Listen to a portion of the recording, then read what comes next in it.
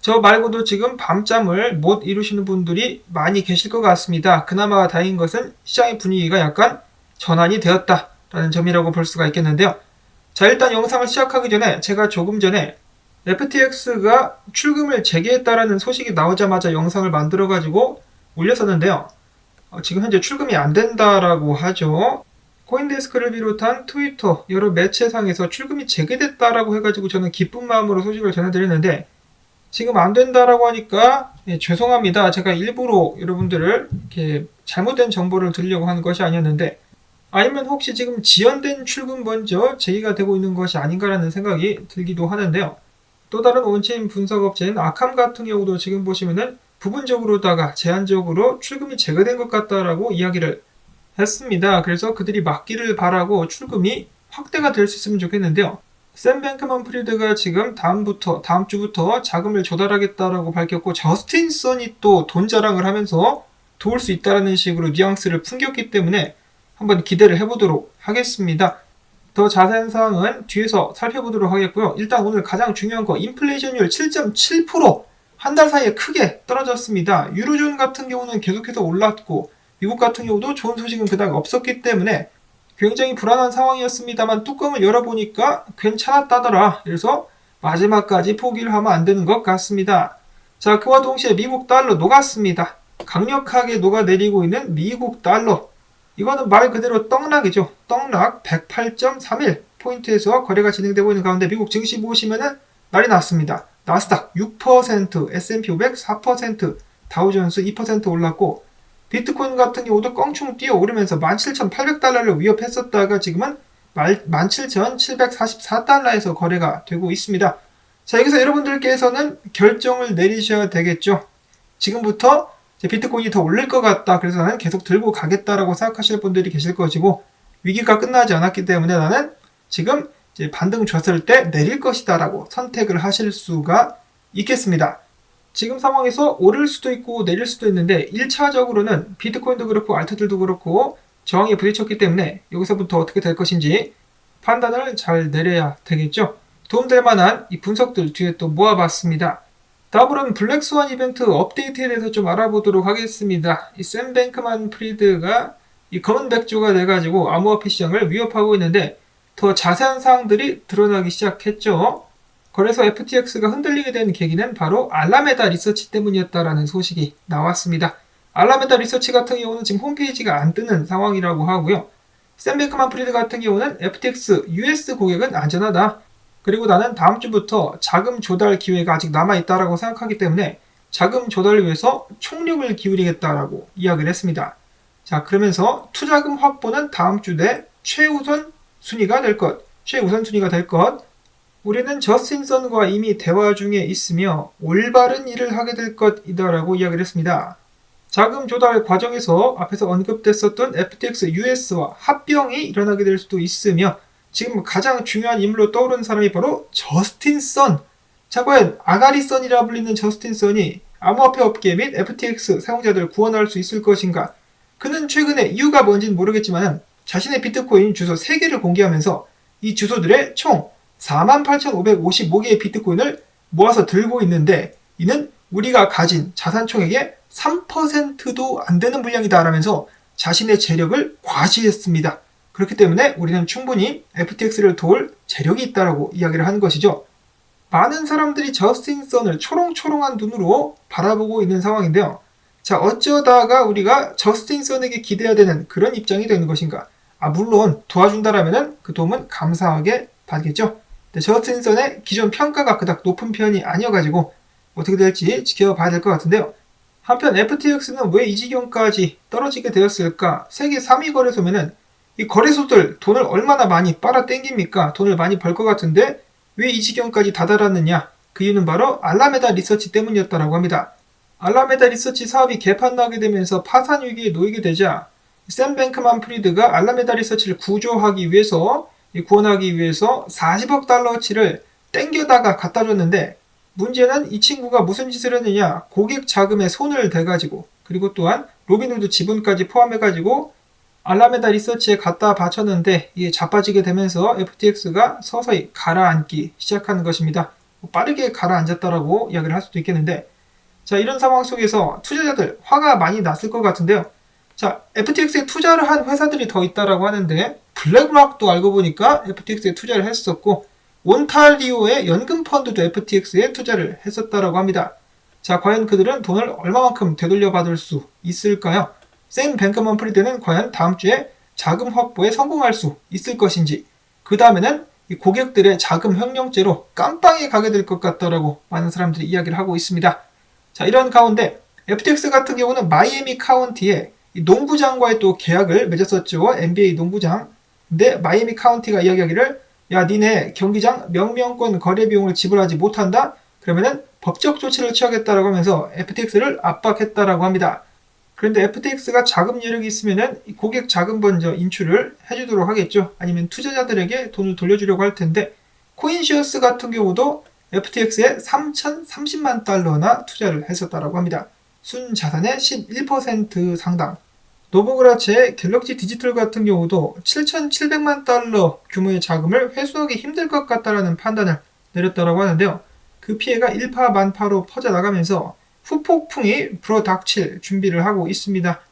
또한 FTX에 무려 420억 달러 정도를 투자했었던 유명 투자 그룹인 사스케 캐피탈 같은 경우도 FTX에 투자한 자금을 빵원으로 고쳤었다라고 하네요. 자, 그러면은 포기했다라는 뜻인지 상황이 그만큼 안 좋다라는 것이겠죠. 자, 그러자 게리 겐슬러 당당하게 나와서 이야기를, 미국 투자자들은 암호화폐에 투자할 때 주의하고 또 조심하라. 그리고 거래소들은 우리와 함께 일을 할 것을 종용한다라고 밝혔습니다. 할 말이 없죠. 상황이 이렇게까지 돼버렸으니까 게리 겐슬러가 목소리를 높여도 암호화폐 업계는 할 말이 없습니다. 무덤을 스스로 파고 들어간 암호화폐 시장. 그리고 어제 밤사이 또 특이한 일이 발생을 했었죠. 다수 거래소에서 테더 디패깅 현상, 한마디로 테더 가격이 1달러 아래로 계속해서 떨어지는 모습이 연출이 됐었는데요. 이 많은 사람들이 FTX 및 알라메다 리서치 때문에 이렇게 되고 있는 것이다라고 하면서 이러한 이 소문을 내기도 했었습니다. 알라메다 리서치 및 FTX가 지금 솔라나랑 FTT 숏이 많이 몰리고 있으니까 얘네를 청산을 시키기 위해서 USDT 테더를 숏을 쳐가지고 테더 가격을 떨어뜨려가지고 해당 자산들의 가격을 올려서 숏을 다 청산시킬 목적이었다라는 소문이 있었는데요. 이더 스캔을 확인해 봤을 때 알라메다 리서치 주소가 테더 숏 포지션을 오픈한 것을 확인해 볼 수는 있었다고 합니다. 자, 그러자 테더 측에서 알라메다 리서치 측에 동결시키는 상황이 발생하기도 했었다라고 하네요. 위기는 아직 끝나지 않았다. 테더가 다음 시한폭탄이 될 수 있다라고 많은 사람들이 계속해서 두려움에 떨고 있습니다. 그런가 하면은 한때 친했었던 CG와 샘 뱅크만은 언제부터 사이가 틀어졌을까? 로이터 통신에 의하면은 지난 5월부터 작년 5월부터 FTX의 요청을 바이낸스가 무시하게 되면서 둘 사이가 틀어졌다라는 이야기가 나왔다라고 합니다.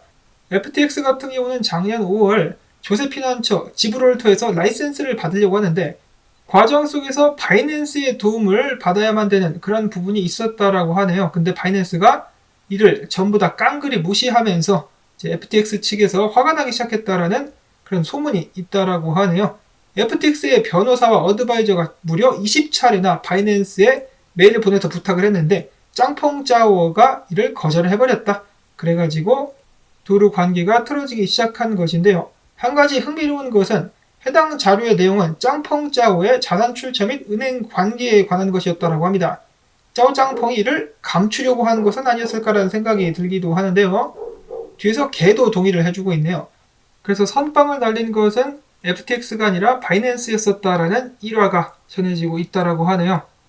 자, 이 블랙스완 이벤트는 이제 시작이라고 볼 수가 있겠습니다. 지금 언제까지 이들의 영향이 암호화폐 업계에 악영향을 주게 될 것인가 아직 모르기 때문에 조심해야 되는 상황 속에서 비트코인 동향 및 분석들 알아보도록 하겠습니다. 그레이스케일 비트코인 투자 신탁 GBTC 마이너스 프리미엄 40%까지 떨어졌습니다. 뿐만 아니라 이더리움도 마찬가지라고 하는데요. 이더리움 같은 경우는 마이너스 32.6%, 이더리움 클래식은 더합니다. 62%, 라이트코인 같은 경우는 43%까지 하락하고 있는 상황.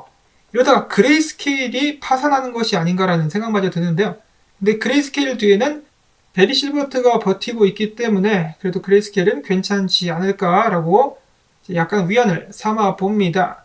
그리고 이어지는 또 다른 문제가 있는데요. 최근 비트코인 가격 하락과 함께 채굴자들이 파산할 가능성이 높아지고 있다고 합니다.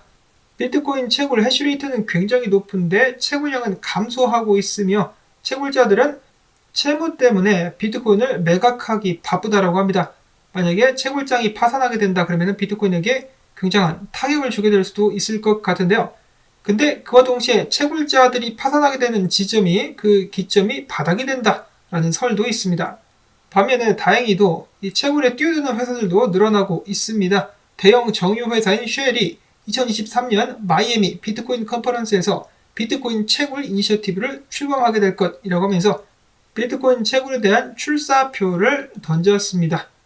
이어서는 분석입니다. 피터 브렌트, 베테랑 분석가로 꼽히는 피터 브렌트가 비트코인 바닥은 최저 $10,000가 될 것이다 라고 하면서 저주 같은 분석을 냈습니다. 지금 상황도 안 좋은데 그의 근거는 의외로 단순했는데요. 역사상 비트코인은 고점에서 83%, 85%, 80%가량 떨어져야 그 자리가 바닥이었었다.